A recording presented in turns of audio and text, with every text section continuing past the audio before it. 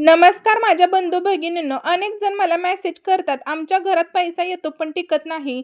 मुलं अभ्यास करतात पण यश मिळत नाही. घरात सतत वाद होतात, काम शेवटच्या क्षणी बिघडतं आणि विशेष म्हणजे या सगळ्या गोष्टींचा कोणता स्पष्ट कारण दिसत नाही.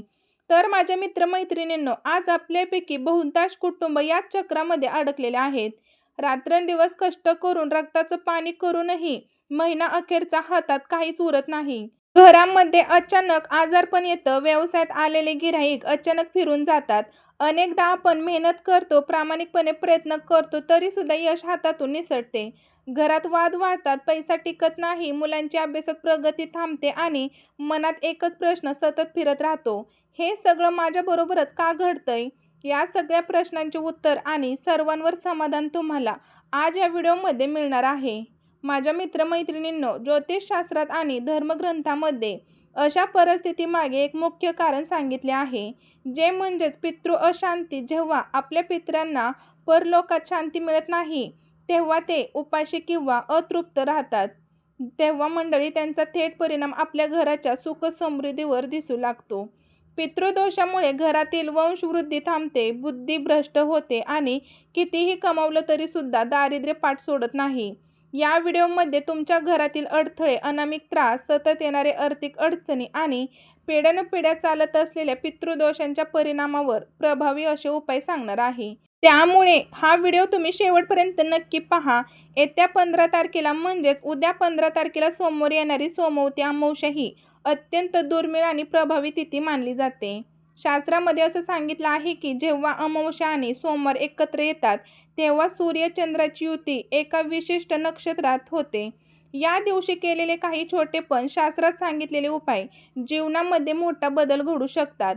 हा दिवस भगवान शंकर, माता पार्वती आणि आपल्या पितरांना समर्पित मानला जातो. या दिवशी केलेले तिळाचे काही विशिष्ट उपाय पितृदोषाला शांती करण्यासाठी, घरातील नकारात्मकता दूर करण्यासाठी आणि लक्ष्मीला स्थिर वास होण्यासाठी अत्यंत प्रभावी उपाय मानले जातात.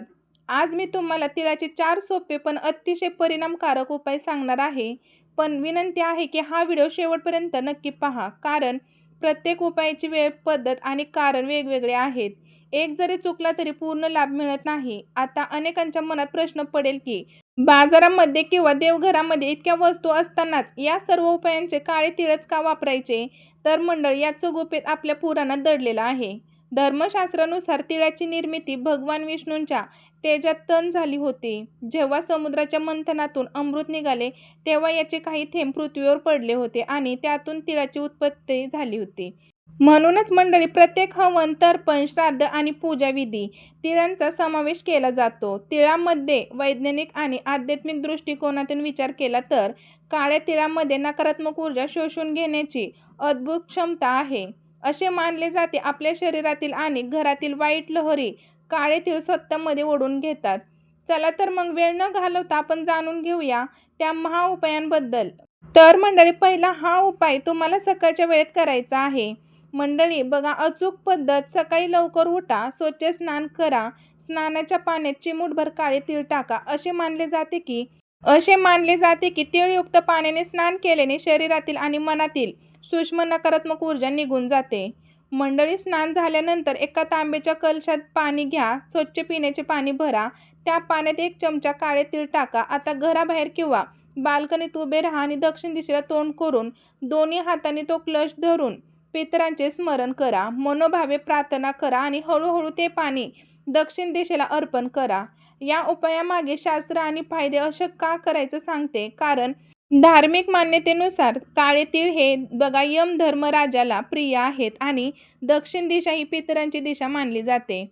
जेव्हा आपण तीळ मिश्रित पाणी दक्षिण दिशेला अर्पण करतो, तेव्हा आपल्या पितरांना शांती मिळते आणि ते आपल्या वंशावरती प्रसन्न होतात. पितर प्रसन्न झाले की घरातील पितृदोषाचा प्रभाव कमी होतो, अनेक अडचणी आपोआप दूर व्हायला सुरुवात होते. हा उपाय अतिशय साधा आहे, पण परिणाम मात्र अत्यंत खोलवर जातो.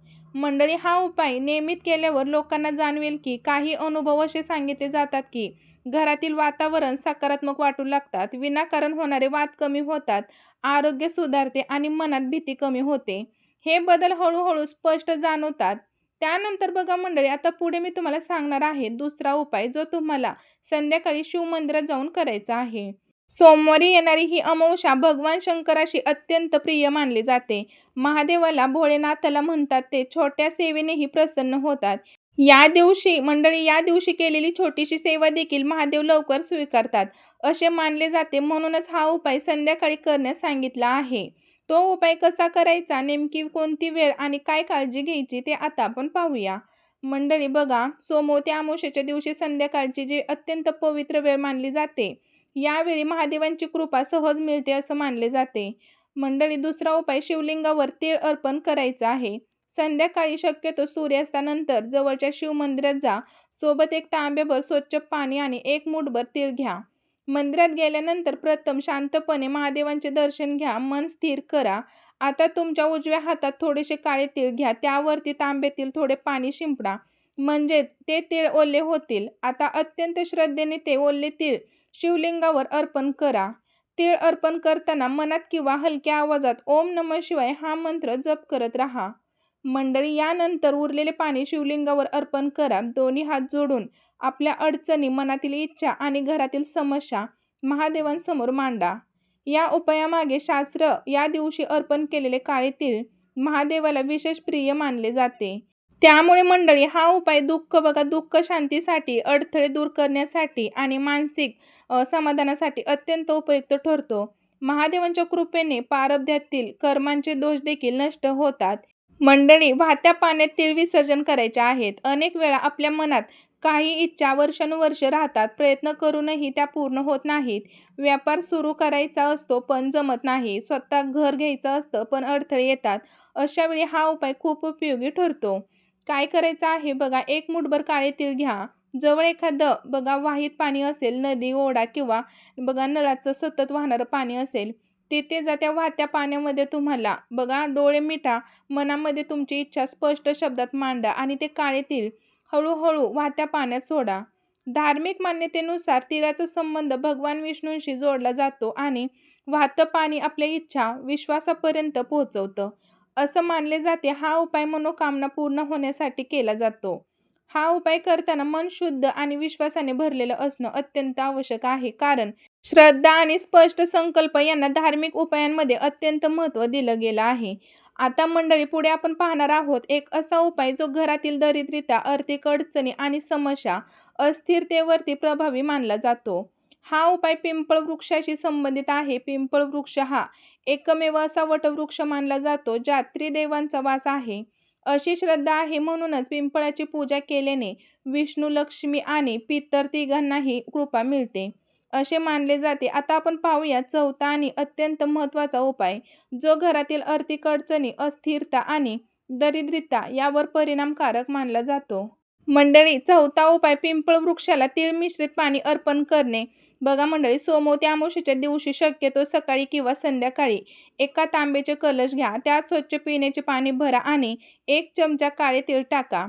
त्यानंतर मंडळी, जवळच पिंपळ वृक्षाजवळ जा. मन शांत करा. पिंपळ वृक्षासमोर उभे राहून भगवान विष्णू, माता लक्ष्मी आणि आपल्या पितरांचे स्मरण करा. आता ते तीळ मिश्रित पाणी पिंपळाच्या मुळाशी हळूहळू अर्पण करा. या उपायाचे महत्त्व, धार्मिक मान्यतेनुसार पिंपळ वृक्षात विष्णू, लक्ष्मी आणि पितरांचा वास असतो असे मानले जाते. त्यामुळे या दिवशी पिंपळाला तीळयुक्त पाणी अर्पण केल्याने घरात सुख समृद्धी वाढते, आर्थिक अडचणी कमी होतात आणि लक्ष्मीचा स्थिर वास होतो.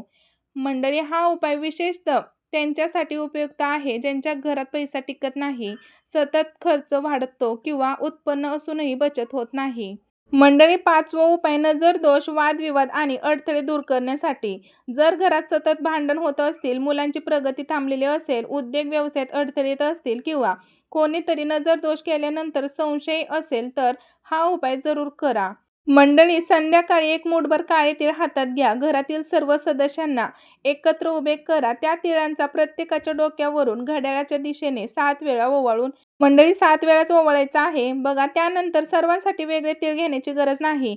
एकाच तिळांनी सर्वांना ओवाळून घेऊ शकता. त्यानंतर ते तीळ घराच्या उत्तर दिशेला फेकून द्या. असे केल्याने घरातील नकारात्मक ऊर्जा, नजर दोष आणि अडथळे कमी होतात असे मानले जाते. घरातील दडपण दूर होतात, वातावरणात हलकं होतं आणि कुटुंबात सकारात्मकता वाढते. मंडळी, हे सर्व उपाय अतिशय सोपे आहेत, पण श्रद्धा, विश्वास आणि योग्य वेळ याचं पालन केलं तर याचे परिणाम मन शांती, समाधान आणि सकारात्मक बदल याच्या रूपाने जाणवतात. या सोमवती अमावस्येला संपूर्ण निष्ठेने हे विधी करा आणि तुमच्या आयुष्यामध्ये येणारे बदल मला कमेंट बॉक्समध्ये नक्कीच सांगा. व्हिडिओ आवडला असेल तर एक लाईक करा. चॅनलवर नवीन असाल तर सबस्क्राईब करून कमेंट बॉक्समध्ये श्री स्वामी समर्थ, जय जय स्वामी समर्थ, स्वामी आई माझ्या सगळ्या इच्छा पूर्ण करा हे नक्कीच लिहा. ही माहिती आपल्या जवळच्या लोकांपर्यंत नक्की पोहोचवा. शेवटी सर्वांच्या जीवनात सुख, शांती, समृद्धी, ऐश्वर्य लाभो हीच आपल्या महादेवांच्या चरणी आणि स्वामी समर्थांच्या चरणी अर्पण करते. धन्यवाद मंडळी. श्री स्वामी समर्थ.